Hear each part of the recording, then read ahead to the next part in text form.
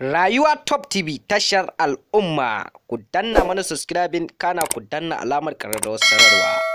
domin samun sabbin shirye-shiryen nan. A rahotannin da muke samu kuma, shugaban ƙasar Najeriya Bola Ahmed Tinubu ya amince kan za a mayarwa da ƙasar ta Nijar wutar lantarki. Tun bayan juyin mulkin da sojojin ƙasar ta Nijar suka gabatar a jamhuriyar ƙasar ta Nijar, hakan ya jawo shugaban ƙasar ta Najeriya ya datsa wutar lantarkin da ƙasar ta Najeriya take kai wa jamhuriyar ƙasar ta Nijar. A yanzu dai 'yan kasuwar ƙasar ta Nijar sun koka kan yadda suke fama da matsanancin rashin wutar lantarki wanda yake jawo musu taɓarɓarewar harkokin kasuwancinsu.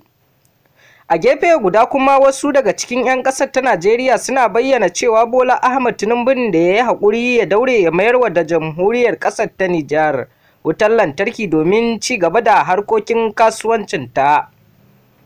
To kai dai mai saurare, gyara zama domin jin cikakken rahoton a halin yanzu. Haka zalika, idan shine farkon shigowarka wannan tasha, da na subscribe kana ka danna alamar ƙararrawar sanarwa domin samun sabbin shirye-shiryen da zarar an ɗora a duk inda kake a faɗin duniya ma baki ɗaya ta cikin harshen Hausa zalla.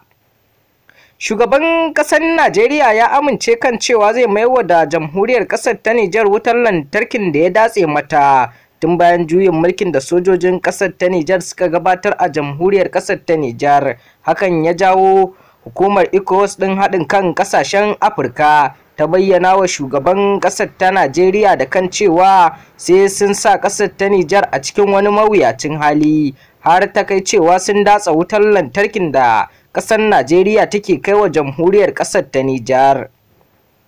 To a gefe guda kuma, bayan wani taron